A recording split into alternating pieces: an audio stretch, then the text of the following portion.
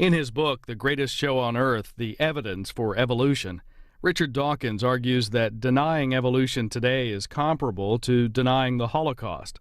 The New York Academy of Sciences in New York City hosts this Our 20-Minute event.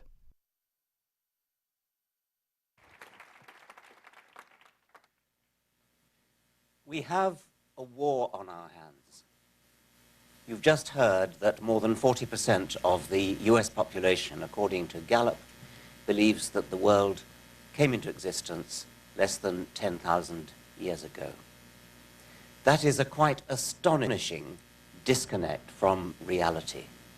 The reality is that the world is 4.6 billion years old, and I've mentioned this calculation many times before. The equivalent of believing that the world is only 6,000 years old, which is the official biblical figure, is to believe that the distance from New York to San Francisco is less than 8 yards.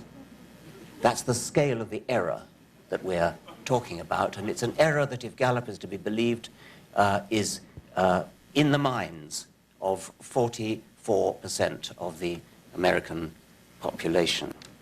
At the beginning of this book, I have likened the predicament of a science teacher today to a Latin teacher, or teacher of Latin and Roman history, having to contend with a sort of rearguard defense, having to put out a rearguard defense of the proposition that the Romans existed at all, and that the Latin language was ever spoken, rather than being an invention to keep Victorian schoolmasters in employment.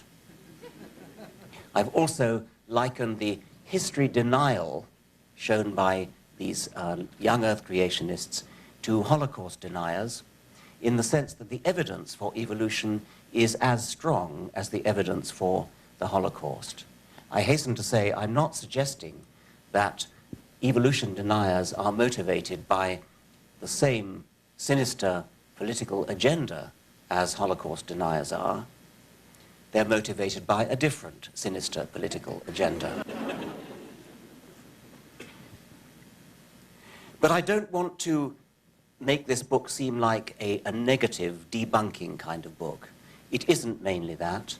The evidence for evolution is above all positive. It's enthralling. It's exciting.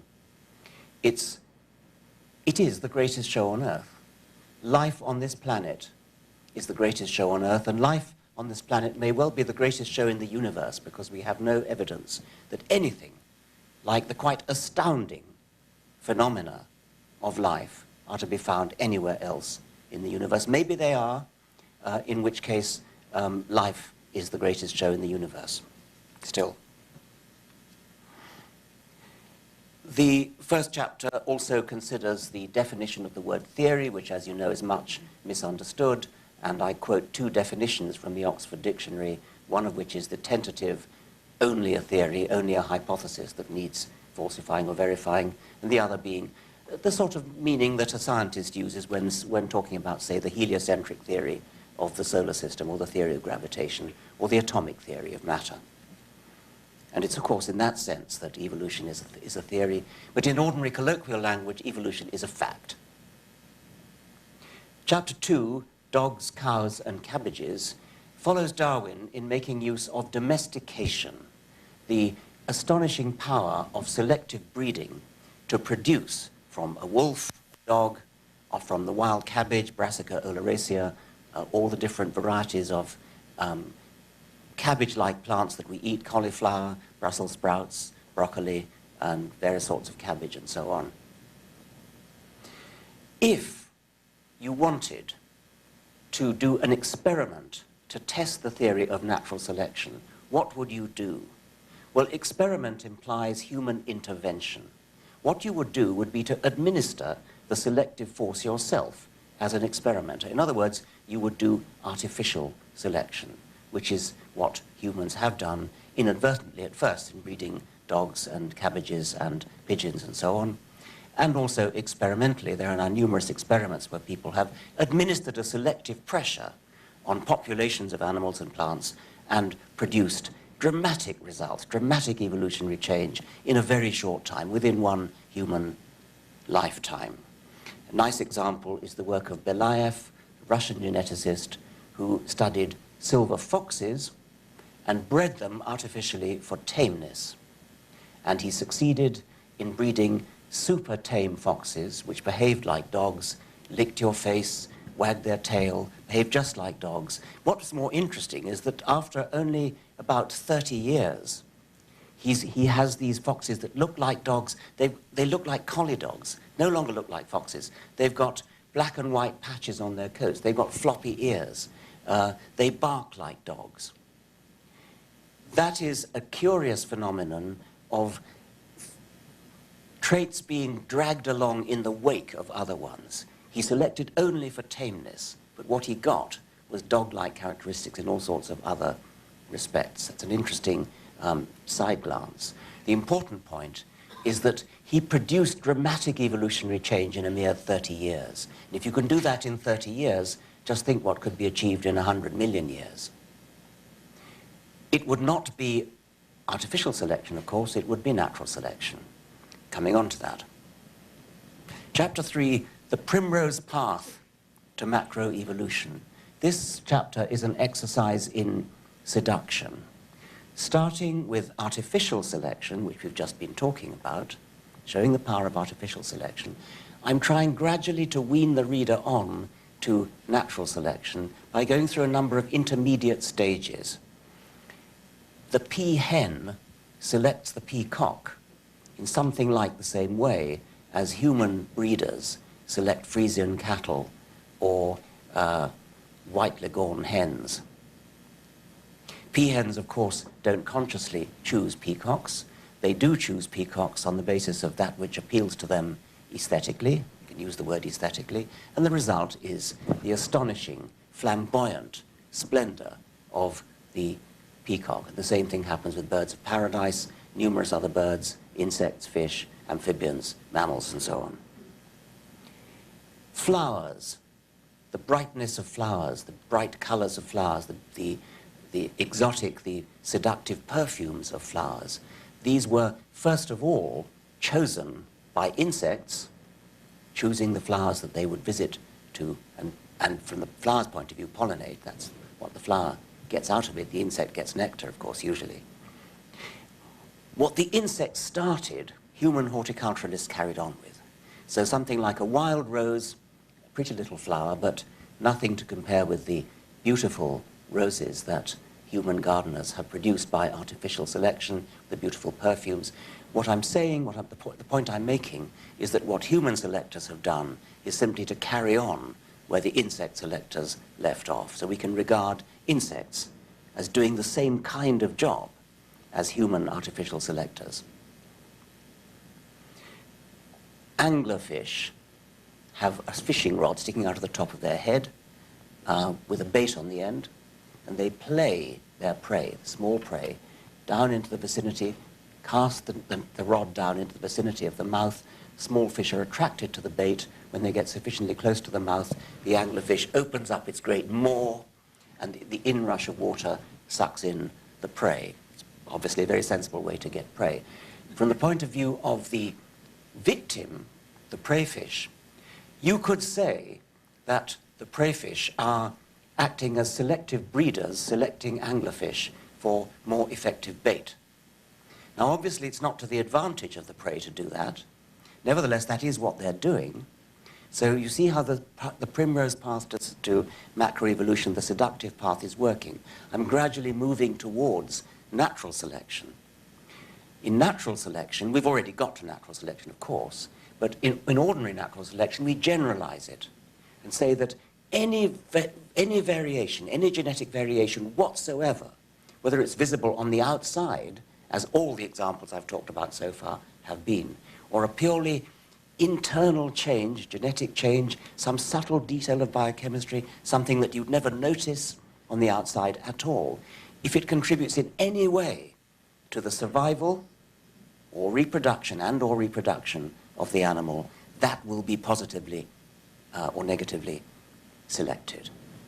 We've moved now up the primrose path of seduction from artificial selection, which anybody can understand, and which was understood, of course, long before Darwin, to natural selection, which only Darwin and Wallace, it could be argued anyway, really grasped. It was Darwin and Wallace who saw the principle of artificial selection that everybody understood could be generalized to nature. Nature just means that some animals survive and some animals don't survive, for whatever reason.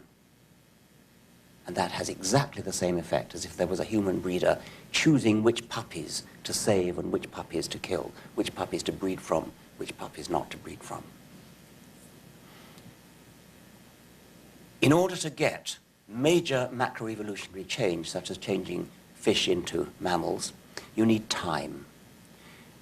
Artificial selection, we've seen that in human terms in a few centuries, we've seen what can be done, but in natural selection, evolution, we've got hundreds of millions of years.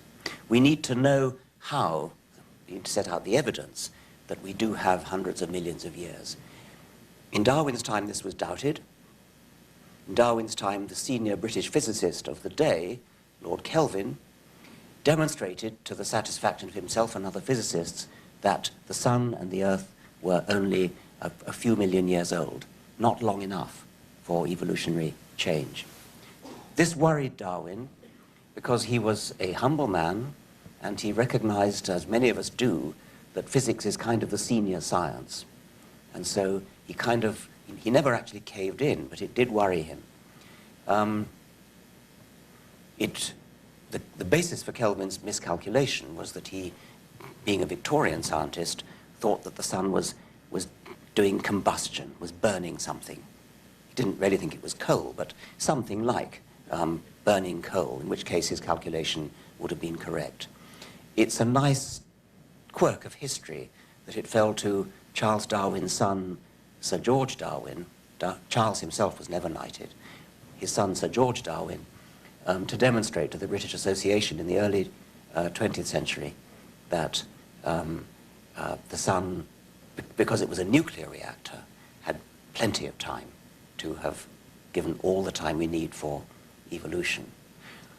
What Darwin should have said to Lord Kelvin is, well, if your physics tells you that the Earth is not old enough for evolution to have taken place, then I'm sorry your physics is wrong, because the evidence from biology is overwhelming. That would have been the correct response. As it turned out, the refutation came finally from physics.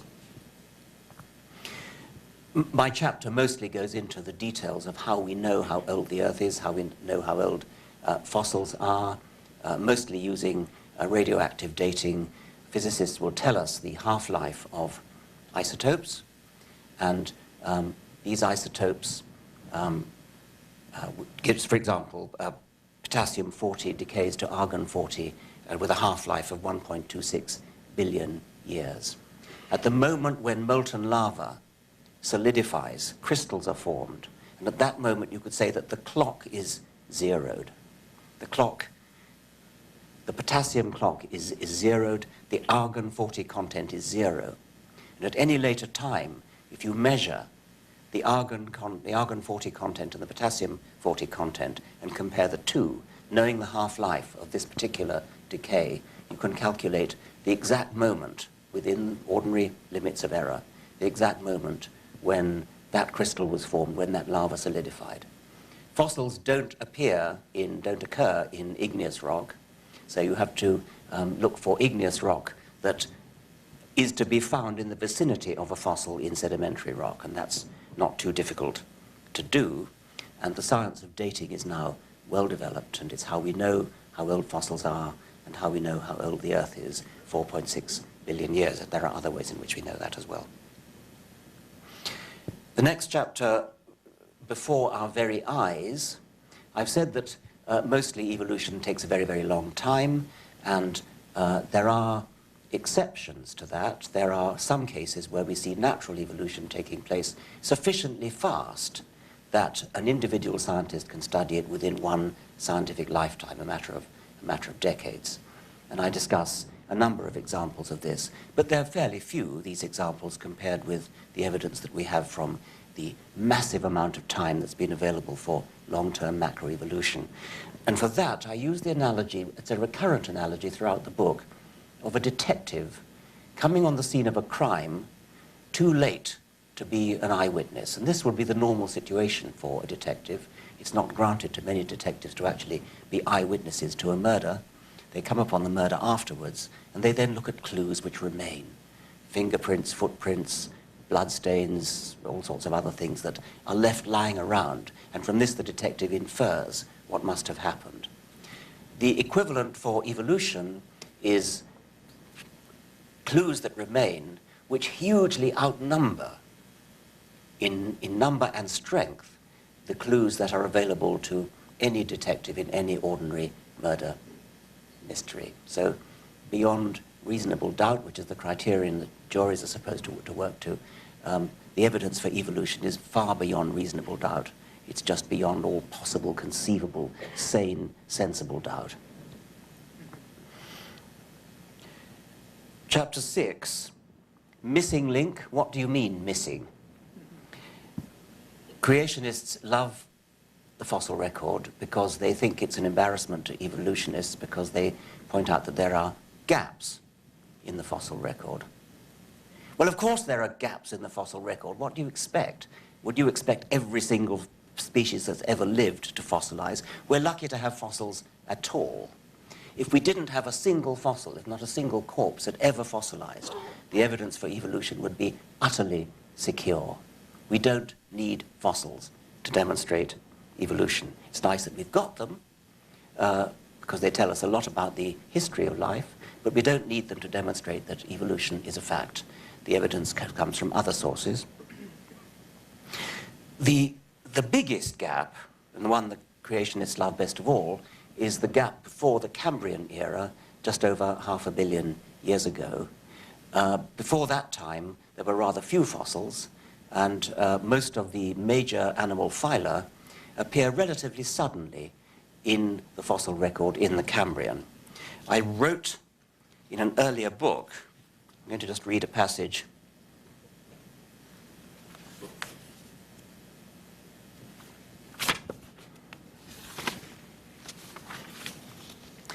Yes, in The Blind Watchmaker in 1986, I wrote, "The Cambrian shows us a substantial number of major animal phyla already in an advanced state of evolution the very first time they appear. It is as though they were just planted there without any evolutionary history." You can see how naive I was in 1986 not to realize how shamelessly that would be quote mined. It's as though they were just planted there without any evolutionary history. Needless to say, this appearance of sudden planting has delighted creationists. I was savvy enough to realize that they would like that. I decided to search the World Wide Web for that sentence. It is as though they were just planted there without any evolutionary history, to see how many hits I got. And I obtained no fewer than 1,250 hits for that sentence. Well, you need a control, if you're a scientist, to compare that with, otherwise you don't know what you expect to get, how many hits you'd expect to get from a sentence like that. So I looked at the very next sentence from The Blind Watchmaker, which was, "Evolutionists of all stripes believe, however, that this really does represent a very large gap in the fossil record." The number of hits I obtained for that, as compared to the 1,250 for the first quote, the number of hits I obtained for the second quote was 63. The ratio of 1,250 to 63 is 19.8, and I call that ratio the quote mining index. The quote mining index is also very high for the famous quote from Darwin, where he talks about the eye and says something like, "To suppose that the eye, with all its," and he goes into detailed sentence about all the highly complicated ways in which eyes are adapted and adjusted and do self-focusing and self-stopping down. He says, "To suppose that the eye could have been formed by numerous small incremental changes seems absurd in the highest degree." He then, of course, goes on, but that's where the quote stops. And they miss out Darwin's immediately following explanation for how actually, although it seems absurd, it's not absurd. And once again, we have a very high quote mining index, the ratio, I've done it for that too, the ratio of the number of hits for the two quotes is also very high. What is, well, before leaving the Cambrian explosion, I just want to make one more point. There are modern animals, for example, flatworms, the great phylum Platyhelminthes, which includes tapeworms and flukes, and free-living Turbellaria, which are beautiful animals, they're delightful animals, often very brightly colored, very ubiquitous, very common, enormously common. There are more species than there are of mammals, for example. Not a single fossil of a platyhelminth has ever been found, or authentically found. In other words, we have here a major modern phylum, which has no fossil history at all. It is as though it were planted here yesterday. So you see how illogical it is to say that because there are no fossils before a certain point, therefore there were no animals. There are all sorts of reasons why an animal doesn't fossil. It may be too small. It may be that it doesn't have hard skeletal parts. That's the case for the flatworms, for example.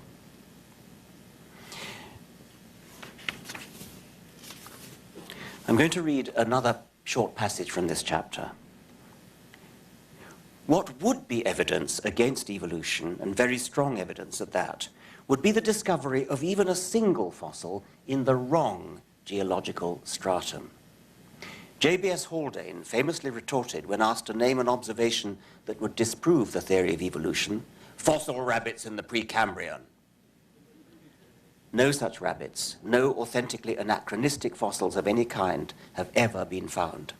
All the fossils that we have, and there are very, very many indeed, occur without a single authenticated exception in the right temporal sequence. Yes, there are gaps where there are no fossils at all, and that's only to be expected. But not a single solitary fossil has ever been found before it could have evolved. That's a very telling fact. And there's no reason why we should expect it on the creationist theory. A good theory, a scientific theory, is one that is vulnerable to disproof, yet is not disproved. Evolution could so easily be disproved if just a single fossil turned up in the wrong date order. Evolution has passed this test with flying colors. Skeptics of evolution who wish to prove their case should be diligently scrabbling around in the rocks, desperately trying to find anachronistic fossils. Maybe they'll find one.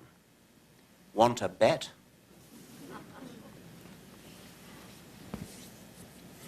The next chapter carries on the theme of fossils into human fossils. It's called Missing Persons, Missing No Longer.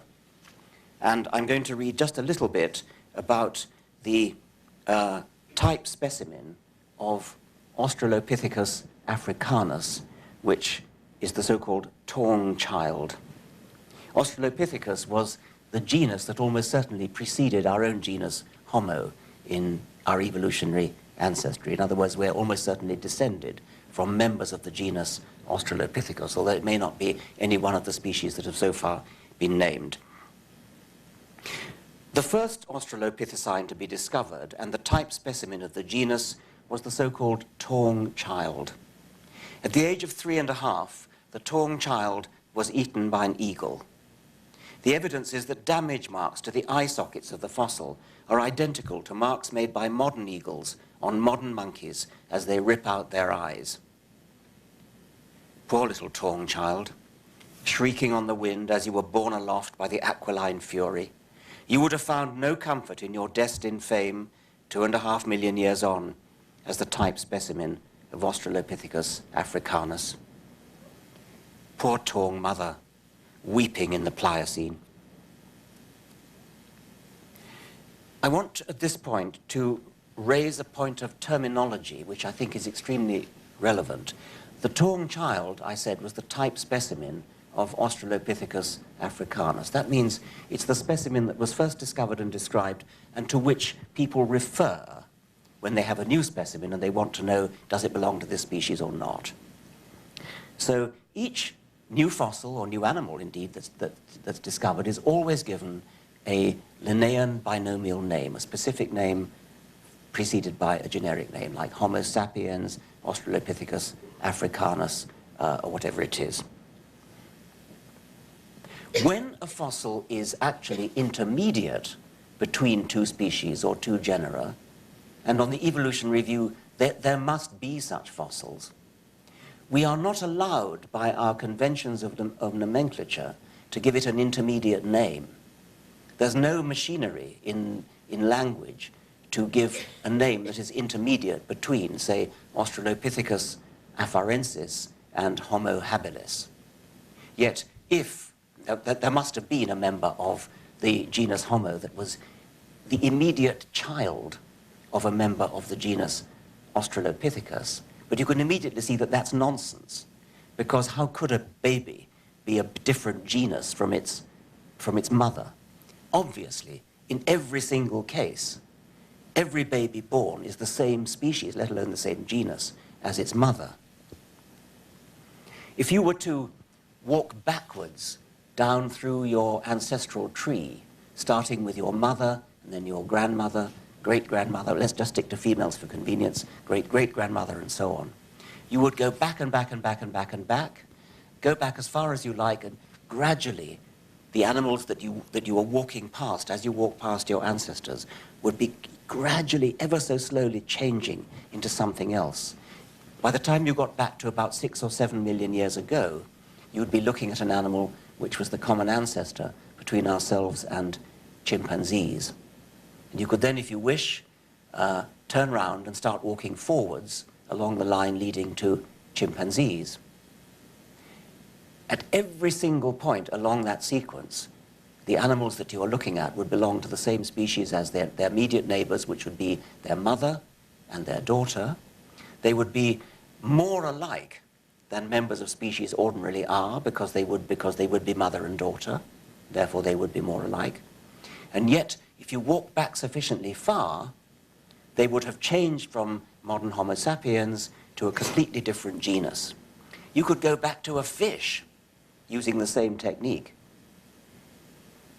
And by the time you got to the end of your walk, you would have walked through a continuously changing set of animals, all the way from human to fish. And then you could walk forwards again from fish to, I don't know what, I mean, a kangaroo or something. In every single case, you would be seeing animals that are of the same species as their neighbors in the sequence. And yet the changes are so slow, but yet so persistent, that eventually you'd get back to a fish. It's not all that surprising, because after all, when a baby turns into an adult, you don't suddenly say, aha, it ceased to be a baby, it's now turned into a child. And then, aha, it ceased to be a child, it's now become an adult. It happens so gradually you don't notice the change.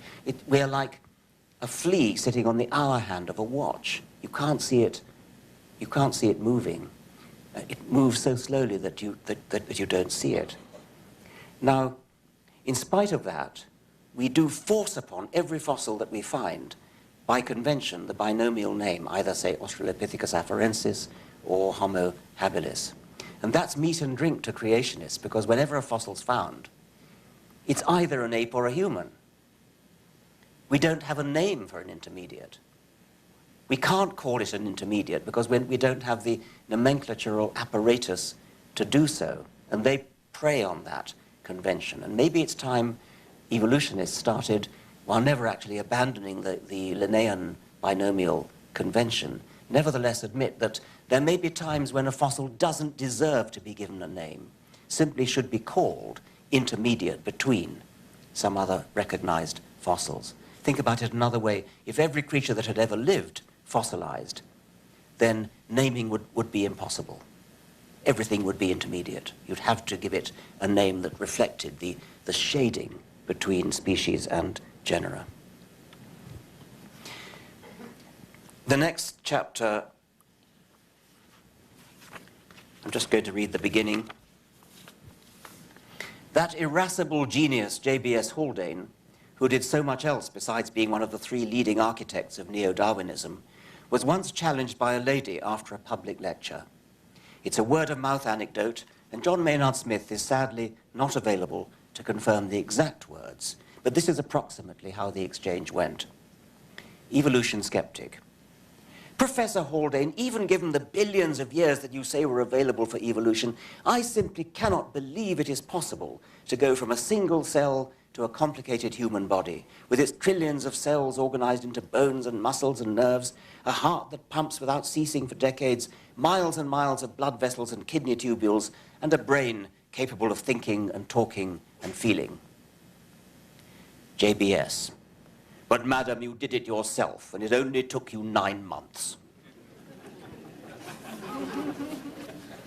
That chapter is about embryology and the important relationship between embryology and evolution. You can't understand evolution fully unless you have some grasp of the embryonic processes that generation after generation start with a single cell and give rise to an adult, which then reproduces, producing a new single cell, and so on. The processes of embryology are extremely complex. They themselves must have evolved, and that chapter is aimed at that understanding. The next chapter, The Arc of the Continents, is about the geographical distribution of animals and plant species in the islands and continents of the world, which, coming back to our detective analogy, are exactly what you would expect them to be if they had evolved, and exactly what you would not expect them to be if they had been created, especially if they had been released from Noah's Ark. I'll read a short paragraph or two from that chapter.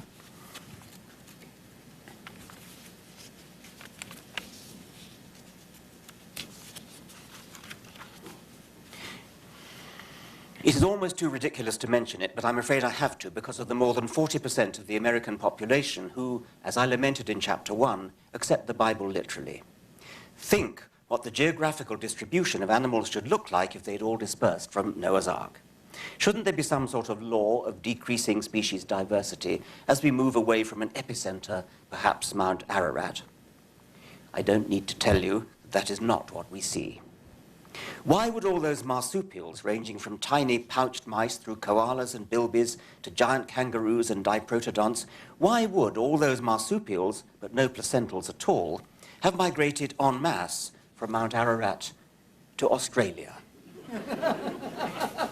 Which route did they take? And why did not a single member of their straggling caravan pause on the way and settle in India, perhaps, or China, or some haven along the Great Silk Road?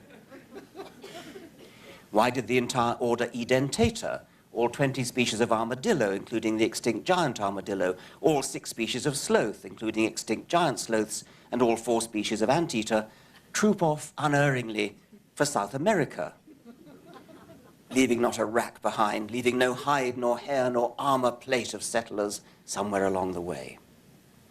Why did all the penguins undertake the long waddle south to the Antarctic, not a single one to the equally hospitable Arctic?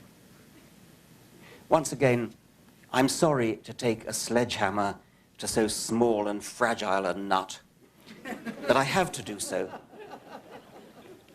I have to do so because more than 40% of the American people believe literally in the story of Noah's Ark. We should be able to ignore them and get on with our science, but we can't afford to because they control school boards. They homeschool their children to deprive them of access to proper science teachers. And they include many members of the United States Congress, some state governors, and even presidential and vice presidential candidates. They have the money and the power to build institutions, universities, even a museum where children ride life-size mechanical models of dinosaurs with saddles, which they're solemnly told coexisted with humans. We can't afford to be snooty in Britain about that. 28% of the British population get their science from the Flintstones as well, believing that humans coexisted with dinosaurs. The next chapter, The Tree of Cousinship. Here I think we come to perhaps the most powerful evidence of all for evolution, looking at the enormous numbers of modern species that there are and comparing them systematically. Darwin was able to do this with anatomy, skeletons, for example. He was able to see that the hand of a man and the wing of a bat are directly homologous. A bat's wing is enormously long, splayed out fingers with webbing stretched between the fingers. A horse's hoof is the same hand where, of the 5 fingers, only the middle one remains, and the horse walks on the middle finger and the middle toe, and the hoof is the nail. And you can see that, you can see it in the fossil record, how the number of fingers diminished, and there are occasional freak horses which are born with 3 toes, showing an intermediate stage. But that was the limit of what was possible in Darwin's time. You could compare anatomy and show very, very convincingly that it fell on a family tree. Nowadays, you can do the same thing with molecules, with genes molecularly analyzed. And the sheer amount of information available is multiplied many orders of magnitude. Because the genetic code is universal, all creatures have the same machine code, the same code whereby triplets of DNA are rendered into amino acids. You can directly compare the same gene in one animal with the same gene in another animal. You know it's the same gene. It's got essentially the same sequence with minor differences. There's a letter different here, a letter different there, a letter different there. And the corresponding differences appear in the amino acids and in the protein chain that they produce. But you can say this is the same gene, it's doing the same job, it's got the same sequence with these minor differences. And then you can literally count the number of differences between these genes. It's not a case of saying, oh, this limb looks a bit like that limb. You are literally comparing alternative texts, just like alternative versions of the book of Isaiah or something, where you just count the number of differences that there are between chapters, between letters, between sentences, words. And when you do that, for any one gene you like, you find that the differences fall on a beautiful hierarchical tree. What could that be but a family tree? What could that be but a pedigree? Then you do the same thing for another gene, and you find the same tree. And then you do it for another gene, and you find the same tree. Then you do it for a gene which no longer does anything, but you can still sequence it. Nature doesn't read the gene anymore. It's never translated into protein. But molecular geneticists can read it, and they can recognize that it is a defunct version of the same gene. And again, when you compare these pseudogenes, you find the same family tree. There are minor exceptions to that. But in general, it's dramatically true that if you look at different genes, you find they fall on the same tree. What could that tree be but a family tree? The only alternative is that the intelligent designer, the creator, deliberately set out to deceive us and make it look as though evolution had happened when it didn't. That's not a resort that I think many theists would wish to cling to. Next chapter, history written all over us. When you look at modern animals, you don't need to look at fossils, just look at modern animals, and you can see their history written all over them. Look at a dolphin, look at a whale. It's a purely aquatic animal, lives only in the sea. But you can tell from looking at it that it has all the hallmarks of a land mammal. It's descended from a land mammal. Our bodies, any animal's body, has mistakes which no designer would ever have perpetrated, and yet which clearly are understandable if you think historically, if you think this is descended from an ancestor which did things differently. I was privileged to be attendant, I suppose would be the right word, on a dissection of a giraffe's neck a few months ago, while I was writing the book, in fact. And we were dissecting the recurrent laryngeal nerve of this giraffe, which had unfortunately died in a zoo. The recurrent laryngeal nerve is it's a branch of one of the cranial nerves. It starts in the brain, and its end organ is the larynx, the voice box. So you might think that if a designer had made this nerve, he would have made it go straight from the brain to the larynx, which is what most nerves do. This nerve, however, goes right past the larynx, way down into the chest, loops around one of the main arteries in the chest, different one on different sides, and then goes back up to the larynx. In a human, that's a detour of a foot or so. In a giraffe, it's a detour of 15 feet or so. I watched this nerve as it was being dissected out.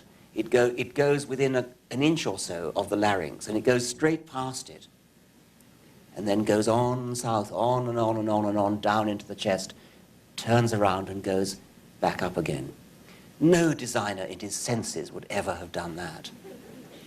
Yet it makes perfect sense when you think of it historically, when you look back to the fish ancestors of mammals, where that nerve was doing something very different, and the most direct route to what was then its end organ was indeed posterior to the artery that we're talking about. Then when mammal necks started, when fish don't have necks, when mammal necks started to elongate, it might have been possible to loop the nerve over so that it went north of the artery instead of south of the artery. But in fact what happened was that it just stayed elongating as the neck lengthened. The marginal cost of elongating the detour was so slight compared to just the enormous cost of, or what probably would have been an enormous cost of changing the embryonic processes in order to completely reroute the nerve into what would be a more economical way of doing it. The marginal cost was slight, just another millimeter. What's another millimeter? Evolution happens gradually, just elongate it a bit more. Human designers, intelligent designers of all kinds, go back to the drawing board when they've got a new design. When the jet engine, when the jet plane was invented, when the jet engine was invented, the designer of the first jet engine started with a clean drawing board. He didn't start with a propeller engine and then modify it rivet by rivet, screw by screw, nut by nut, which is the equivalent of the way evolution has to work. Imagine what a jet plane would look like if it was a gradually step-by-step modified propeller plane. That's the limitation under which evolution is working. Given that, it's amazing that animals work so well. The reason they work so well is despite these bodges, these bungles, as we would look at, as an engineer would call them, evolution, natural selection is a brilliant tinkerer that comes along afterwards and makes corrections after the event. So, for example, with the vertebrate retina in the eye, which is back to front, once again, what an atrocious piece of bad design that is. The photocells that are detecting the light are facing backwards, and the wires that connect them to the brain are in front, in the way of the light, and they have to dive through the retina in the so-called blind spot. What designer would ever have done that? Yet we see very well, because natural selection makes up for the initial bodge by superb tinkering of detail, which means that we end up seeing very well. Arms Races and Evolutionary Theodicy, Chapter 12. The evolutionary arms race, I think, is a very important and interesting idea.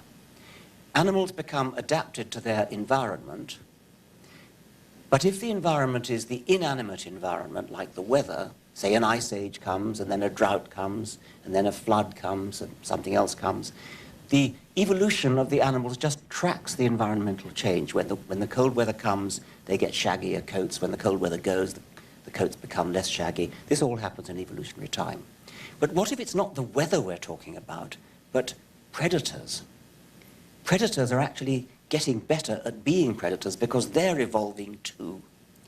On the other side, prey animals are getting better at getting away from predators. And so unlike the weather, which is maybe unpleasant, but it's not deliberately out to get you, predators are. And prey animals are deliberately out to get away from you. And they're getting better at it. And so in evolutionary time, we see an arms race where the predators get a bit faster at running, and the prey animals have to get a bit faster, and the predators get faster, and it goes on escalating until now you see superb feats of speed by cheetahs and leopards on the one side, and by gazelles, antelopes, zebras, American antelopes on the other hand, on the other side. And when you look at any beautifully designed, apparently designed piece of biological machinery, like an eye or a knee joint, a fast-running leg, an efficiently pumping heart that goes on for a long time. What you're looking at is the end product of an evolutionary arms race, of several evolutionary arms races, run in evolutionary time, not to be confused with the race that's run in real time between an individual leopard and an individual antelope. So the arms race is a race to improve the equipment for survival. And this is an economical shift. It's got to be an economic shift into the weaponry of the arms race, whether it's long-running legs or sharp teeth or keen eyes or whatever it is, from something else in the economy of the body, because the body is a very thrifty economy, has to be, like, for example, making milk. If only the leopards and the antelopes could come to some kind of trades union agreement that they're not going to, that say the antelopes are going to send a tithe of their number to be eaten each year, then neither side would have to develop fast-running limbs at all. They could just get on with the business of reproduction. Everybody would be better off, but of course that's not how evolution works. Evolution works at the individual level. I'm going to read a little bit about arms races.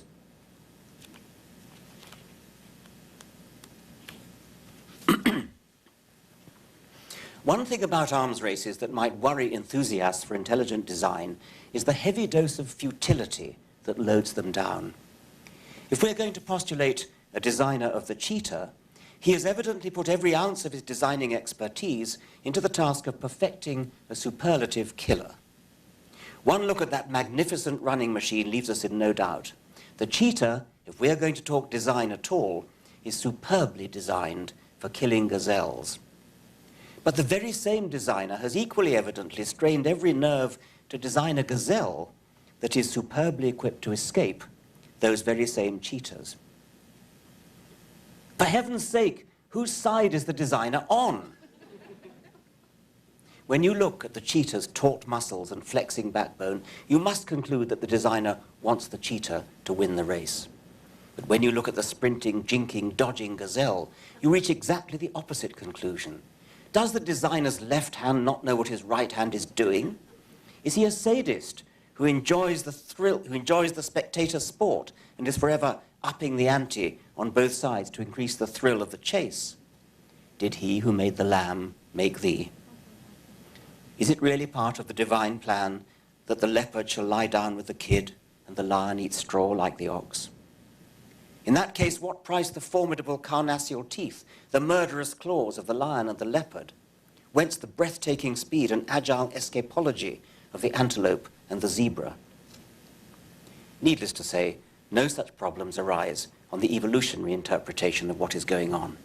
Each side is struggling to outwit the other because on both sides, those individuals who succeed will automatically pass on the genes that contributed to their success. Ideas of futility and waste spring to our minds because we are human and capable of looking at the welfare of the whole ecosystem. Natural selection cares only for the survival and reproduction of individual genes. Now, finally, the last chapter is called "There is Grandeur in This View of Life," which you'll recognize as a quotation from Darwin. It comes from the very last paragraph of The Origin of Species. And my last chapter takes each sentence of Darwin's last paragraph and makes each sentence into a section heading of my last chapter. And the body of the section is an exegesis of that sentence of Darwin. And the last sentence of Darwin's book is, "Endless forms, most beautiful and most wonderful, have been and are being evolved." And I'm going to read the last page of the book in conclusion. The fact of our own existence is almost too surprising to bear. So is the fact that we are surrounded by a rich ecosystem of animals that more or less closely resemble us, by plants that resemble us a little less and on which we ultimately depend for our nourishment, and by bacteria that resemble our remoter ancestors and to which we shall all return in decay when our time is past. Darwin was way ahead of his time in understanding the magnitude of the problem of our existence, as well as in tumbling to its solution. He was ahead of his time, too, in appreciating the mutual dependencies of animals and plants and all other creatures in relationships whose intricacy staggers the imagination. How is it that we find ourselves not merely existing, but surrounded by such complexity, such elegance, such endless forms, most beautiful and most wonderful? The answer is this: it could not have been otherwise, given that we are capable of noticing our existence at all and of asking questions about it. It is no accident, as cosmologists point out to us, that we see stars in our sky. There may be universes without stars in them, universes whose physical laws and constants leave the primordial hydrogen evenly spread and not concentrated into stars. But nobody is observing those universes, because entities capable of observing anything cannot evolve without stars. Not only does life need at least one star to provide energy, stars are also the furnaces in which the majority of the chemical elements are forged, and you can't have life without a rich chemistry. We could go through the laws of physics one by one and say the same thing of all of them. It is no accident that we see ... The same is true of biology. It is no accident that we see green almost wherever we look. It is no accident that we find ourselves perched on one tiny twig in the midst of a blossoming and flourishing tree of life. No accident that we are surrounded by millions of other species, eating, growing, rotting, swimming, flying, walking, burrowing, stalking, chasing, fleeing, outpacing, outwitting. Without green plants to outnumber us at least 10 to 1, there would be no energy to power us. Without the ever-escalating arms races between predators and prey, parasites and hosts, without Darwin's war of nature, without his famine and death, there would be no nervous systems capable of seeing anything at all, let alone of appreciating and understanding it. We are surrounded by endless forms, most beautiful and most wonderful, and it is no accident, but the direct consequence of evolution by non-random natural selection, the only game in town, the greatest show on earth. Thank you very much.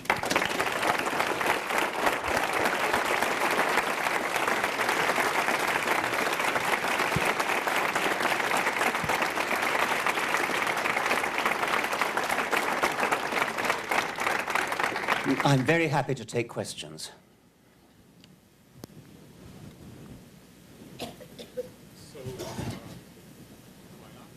I think that this mic needs turning on. No? Yes. Yeah, okay.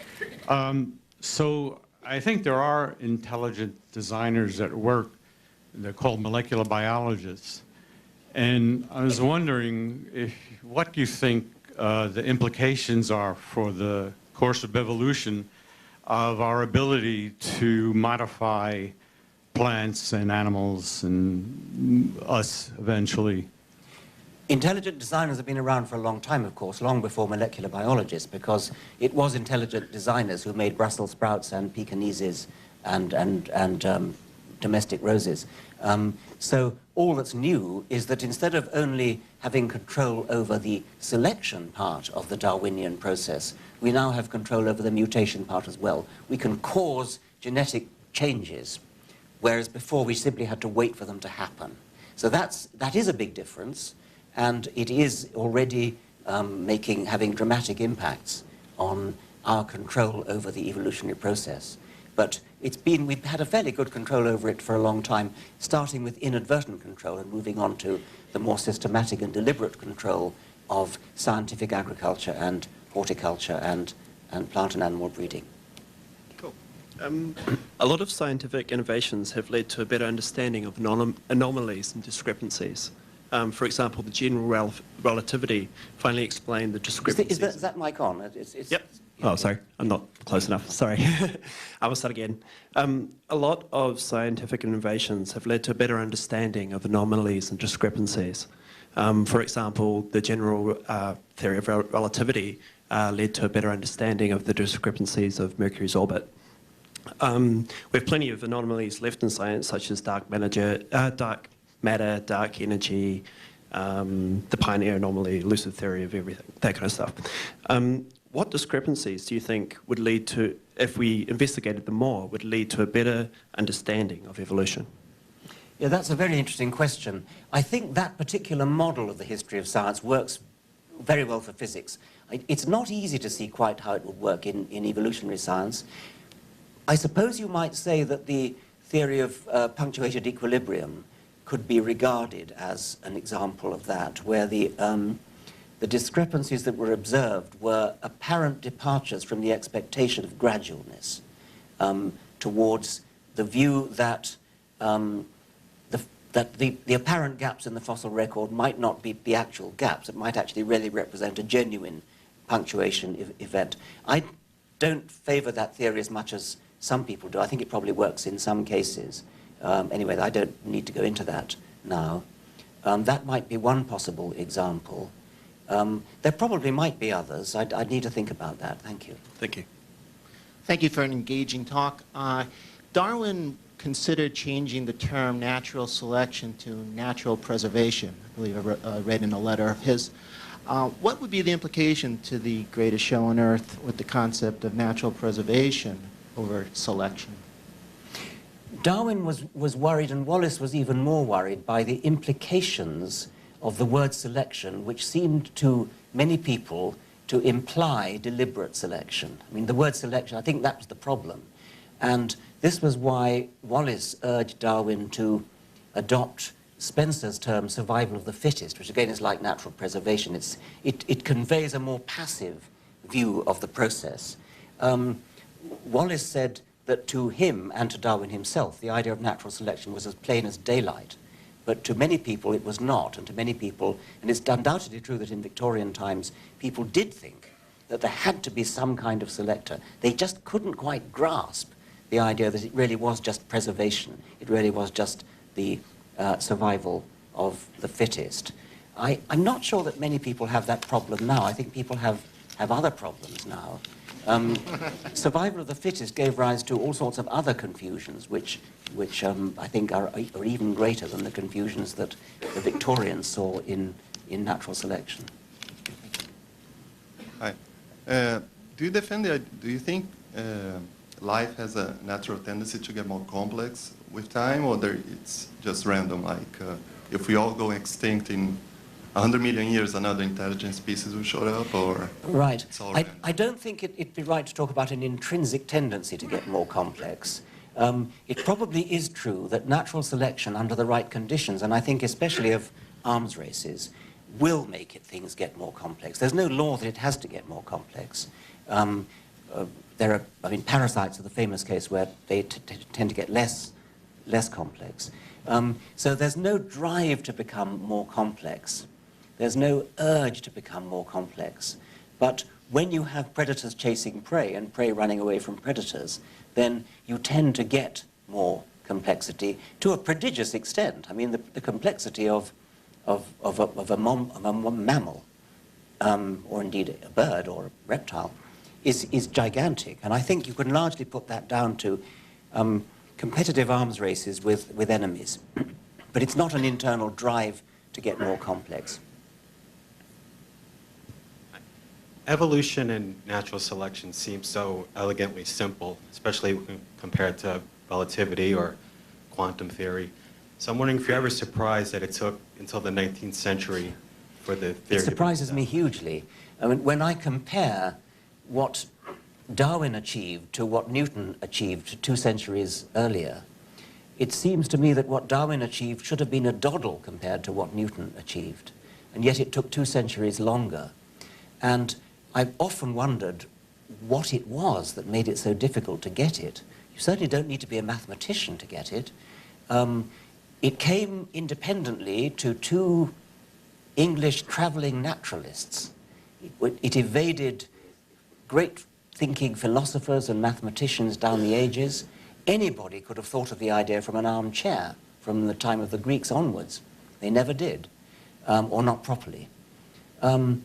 Ernst Mayr, who died only a couple of years ago at the age of 100, thought that the stumbling block was what he called essentialism, philosophical term, which conveys the idea that animals and plants have a kind of essential, have an essence, which is as fixed and unalterable as, for example, the essence of a triangle. It comes from the Greeks, who were geometers at heart, and a triangle is a figure with a fixed definition. A triangle is a triangle is a triangle. It's a polygon with three sides. And people seem to see rabbits and rhinoceroses as though they were triangles, incapable of changing into anything else. It's not clear to me why they should have thought that, but that's Meyer's diagnosis, that people could see how you could get kind of minor changes within rabbit kind, but the idea of extrapolating those minor changes until a rabbit turned into something quite different, you no longer call a rabbit. Even a fish turning into a human after a sufficient length of time, that seemed to be beyond people. Maybe because the sheer time it takes is greater than people can grasp. We're so used to the idea that rabbits are rabbits that we don't live long enough to see them turn into anything else. But it's a real mystery why the achievement of Darwin, which seems so simple, took so much longer. Or maybe it was that the achievement of Darwin, which was to show that you can get from, without any design at all, that you can produce structures so complex that it seems like utter and complete common sense they must have had a designer. Maybe that is so far from common sense that people who had the intellect to do what Darwin did, it just wouldn't have even occurred to them to even doubt the possibility that something as complicated as a brain or an eye or a heart could have had no designer. Excuse me. So lateral gene transfer challenges your ideas that all genes in the same organism have the same evolutionary history. And creationists have been using this to say, well, since we can't know the true tree of life, that obviously something's wrong. And I'd wonder if you could address that and when you were going to address that in a book of yours. There was an issue of New Scientist which appeared earlier this year with the dramatic headline, "Darwin was wrong." You can imagine how the creationists used that. It turned out, if you actually read the article, that it was nothing to do with Darwin being wrong. What it was about was lateral gene transfer. What it was about was that in some organisms, almost all of them, microorganisms, bacteria, genes move sideways. They don't stay in longitudinal lineages like they do in mammals and birds and most of the larger creatures that Darwin himself was familiar with. Now, it is true that if you look at bacteria, you no longer get the nice simple rule that says every gene comes down from parents, grandparents, great-grandparents, great-great-grandparents, and so on. Because we have that rule in the animals we're familiar, and plants that we're familiar with, the tree of life is a simple branching tree. It never meets branches. Once they've separated, once the species has split into two, and there's a little bit of a sort of fudge going on while they're splitting when some kind of crossbreeding becomes possible, is possible, remains possible. Once they've split sufficiently far apart, they no longer interbreed, and there is never again any lateral gene transfer. From then on, the tree of life goes on branching and branching and branching without any anastomoses, without any networking, without any crossing over. That's not true of bacteria. In bacteria, they promiscuously and liberally adopt a kind of copy and paste policy with respect to genes. Bits of genome are just simply copied from one bacterium and pasted into another one with abandon. And so it's true that at the root of the tree of life, where we have bacteria, it's, as I think Dan Dennett said, it's more like a banyan tree than an oak tree. It's got a massively crossing gene transfer.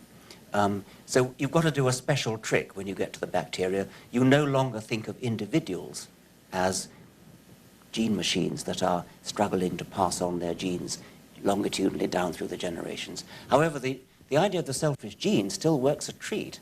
The selfish gene is simply trying to maximize its own propagation into the future. And if it can do it by copying and pasting itself into another bacterium, so much the better.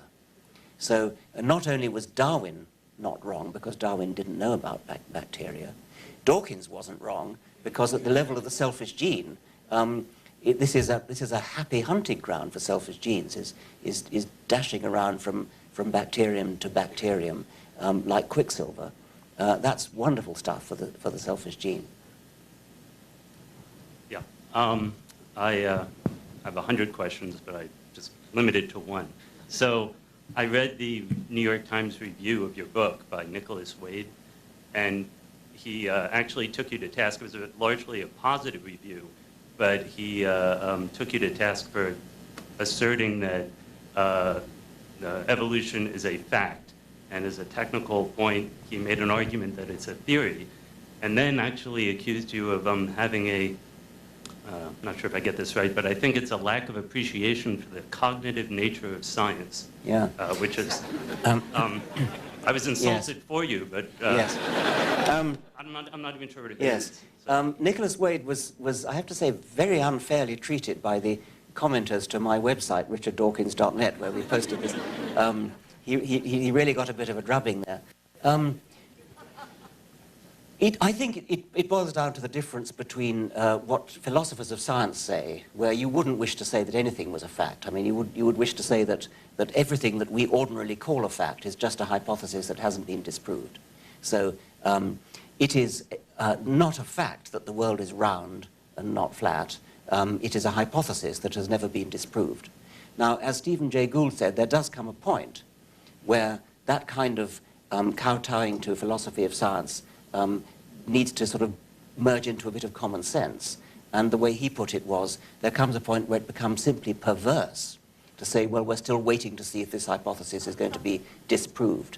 The hypothesis that the world is round and not flat is never going to be disproved. And the same, I would maintain, is true of evolution. So while it's right to say that philosophers of science would prefer not to use the word fact, because the word theory is so wantonly misunderstood by lay people, egged on and abetted by creationist propaganda, we are better off using a word that ordinary lay people understand, such as fact, because we're using the word fact in exactly the same way as, for example, a court of law would use the word fact. If a lawyer wagged his finger at you and said, is it or is it not a fact that you were in New York on the night of September the 24th, you would not say, well, it's a hypothesis that's difficult to disprove or something of that sort. You would answer, the lawyer would have you on toast if you said something like that. You would have to answer either it's a fact or it's not a fact. That's the sense in which evolution is a fact. The same as the fact that I'm standing at a wooden lectern in New York City. Hi.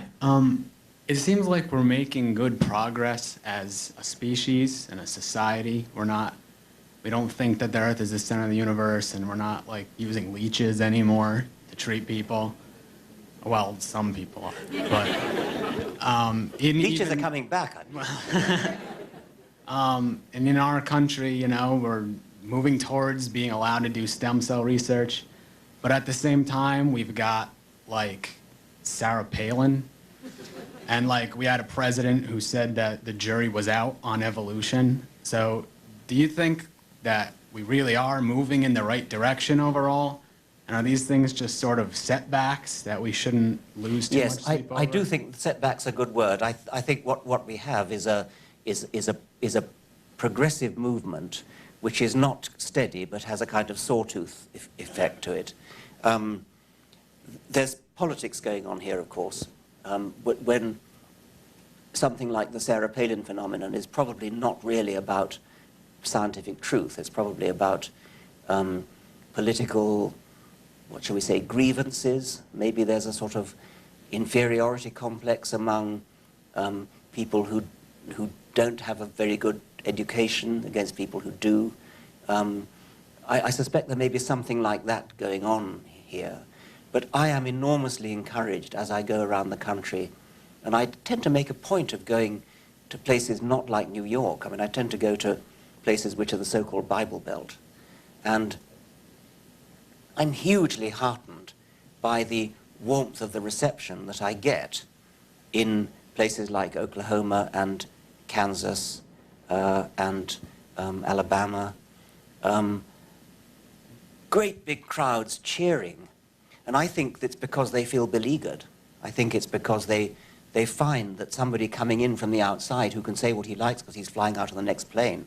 And yet they hear somebody articulating what they feel, but perhaps are intimidated from saying because they don't want to be ostracized at the golf club or whatever it might be.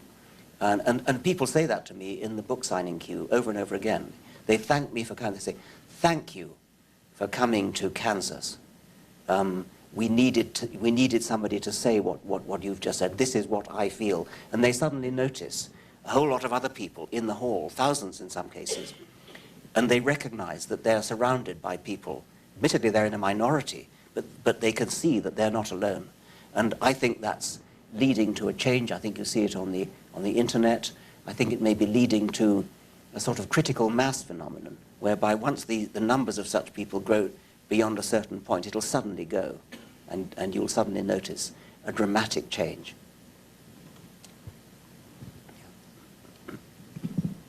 This is less of a biological question, more of a philosophical one, but I think there's a biological slant to it. So do you subscribe to the theory of determinism, or do you think there's any biological evidence that indicates free will in humans or animals? Determinism, in the philosophical sense of whether every event that happens in the universe, indeed, is determined and in principle predictable from earlier events, is not a question which a biologist needs to answer separately from philosophy or physics. This is a more general question. Physicists may answer using the idea of quantum indeterminacy, and that might be relevant to biology if quantum indeterminacy affects biological events, such as whether or not a nerve cell fires at a particular moment or not. I don't have the expertise as a philosopher to say whether it is right that all events in the universe are predetermined by other events.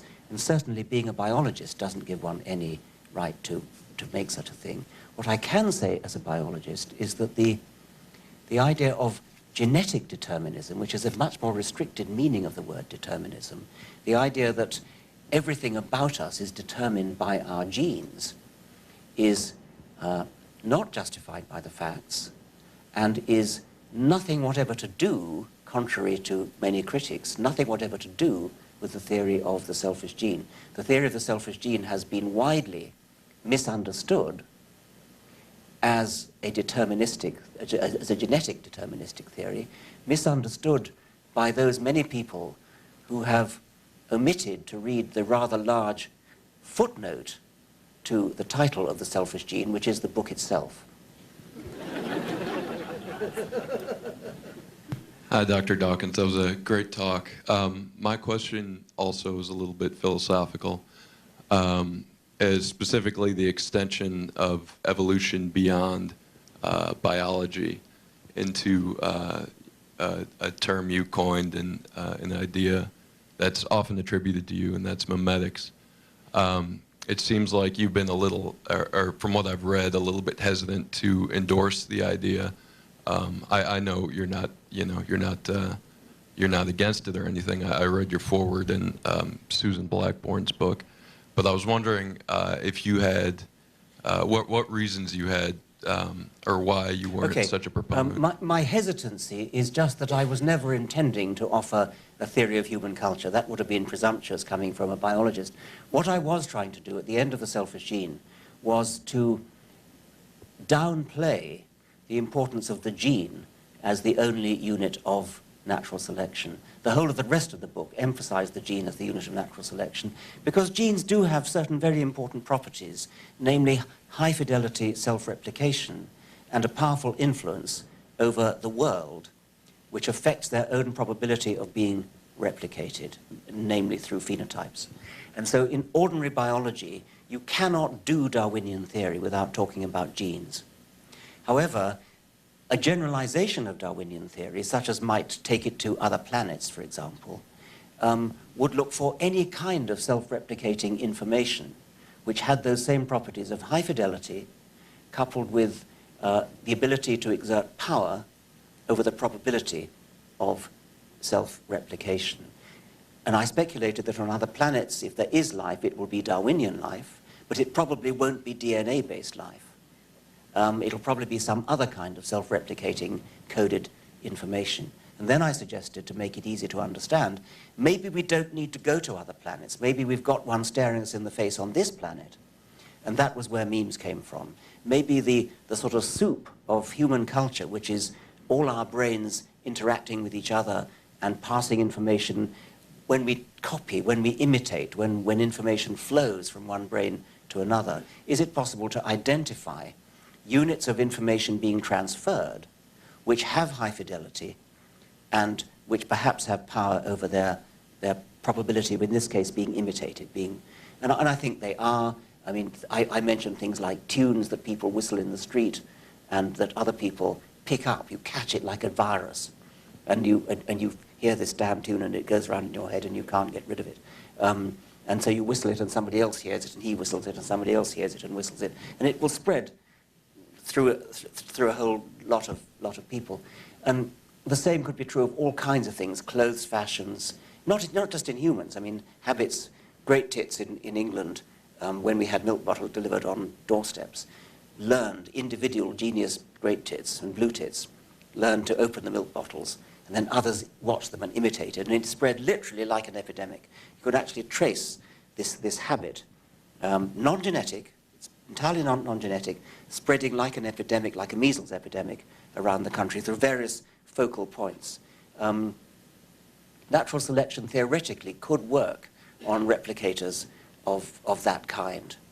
And in that case, we would have mimetic selection, mimetic evolution. Excuse me. My question is actually more of a comment or observation. Sometimes I feel that part of the problem with the lay public not understanding evolution is that we evolutionary biologists don't always give a complete answer. So, for example, when asked to explain evolution, we usually go into something that explains natural selection and give an example like the industrial melanism moss or antibiotics or pesticides. But at the end of the day, you've still got moths or bacteria or insects. And it seems like that what we usually forget is that in the process of speciation, you need to have geographic isolation producing reproductive isolation. And we oftentimes leave that out. And well, we oftentimes do, but I'm happy to say I didn't. Yeah, and you're absolutely right. And I didn't talk about peppered moths at all. And what we need are more examples of the speciation process than just natural selection. Okay, I take your point. Good. Yes, Professor Dawkins. The extraordinary similarities between ourselves and other species that evolutionary biology helps us understand, do you think it has an ethical implication in terms of our treatment of non-human animals? I mean, in my understanding, you are not a speciesist. I think it does have ethical implications. If you think about the way in which we give special treatment to humans, for example, in the case of abortion, human fetuses are treated as babies. And a lot of people think that it's murder to abort a human fetus, whereas they quite happily go and eat a cow, which of course has much more capacity to suffer than any human fetus does.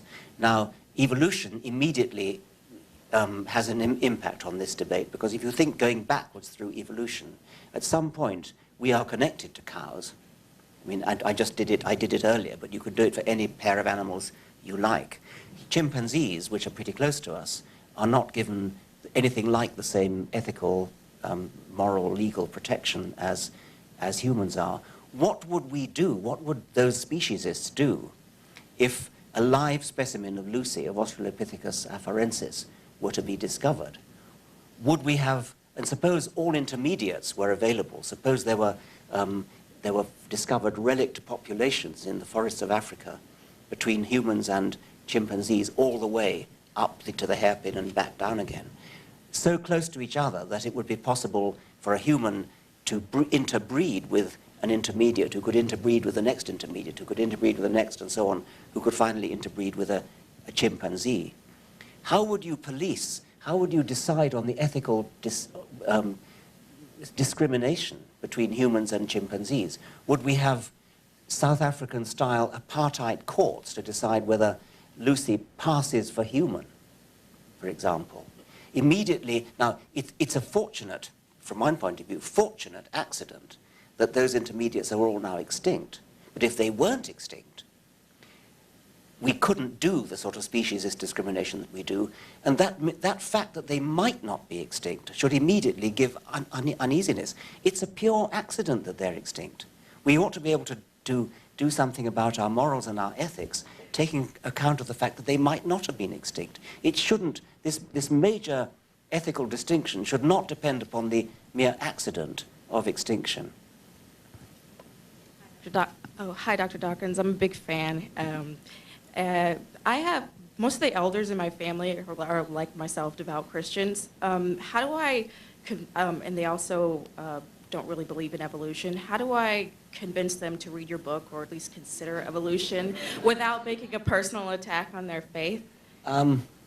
It shouldn't seem like a personal, I mean, it's not only a personal attack on their faith. A personal attack on somebody's faith is often interpreted as a personal attack on them. It has a deep emotional wounding effect. It's like saying they have an ugly face or something like that. So it's very difficult. I mean, I think you can only reason them to say, look, the disagreement is a mere disagreement about cosmology, about biology. Why should this be such an immense barrier? Why should you resist so strongly when you don't resist an argument about the quality of a piece of music, or the quality of a football team, or the quality of a play, or the quality of a book? But when it comes to religion, you suddenly feel all emotionally bound up with it. I should have thought that wouldn't be beyond the grasp of most people. But I admit it is very, very difficult, and I wish you luck in your endeavor. You know, dogs and wolves still can interbreed. Looking back at the point of bifurcation in the development of new species, all the species that are defined as species lose the ability to interbreed. So is there some sort of a common process in all of life that says once you reach a certain point, you can't interbreed anymore? Yes, it happens first when the chromosomes of the two, if you take a hybrid, like say a hybrid between a donkey and a horse, a mule or a hinny, the chromosome, the genes can still work to produce an animal, and a mule is a perfectly strong and fit animal. But when it comes to make sperms or eggs, the chromosomes need to come together in order to perform the process of meiosis. And if there's a sufficient difference between the chromosomes, as there is between horses and donkeys, then the chromosomes can't come together in meiosis, and so the animal cannot make gametes. It can't make viable sperms or eggs. That's the first thing that happens. The later thing that happens is that the animals don't even want to mate with each other because they look too different or smell too different. So it is a gradual process. It doesn't, there's a sudden curtain comes down. It says, right, you're now separate species, you can't interbreed.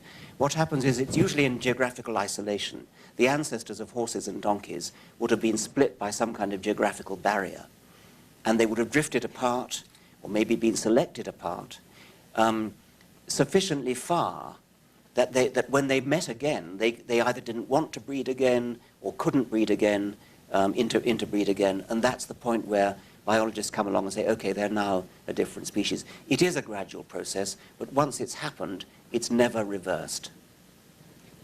I think, I mean... Thank you very much, Dr. Dawkins.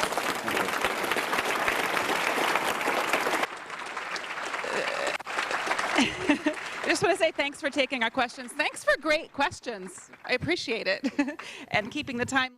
Richard Dawkins is a professor at Oxford University. He's the author of The Selfish Gene and The God Delusion. For more information, visit richarddawkins.net. Among other titles, Tina Brown is the co-founder of the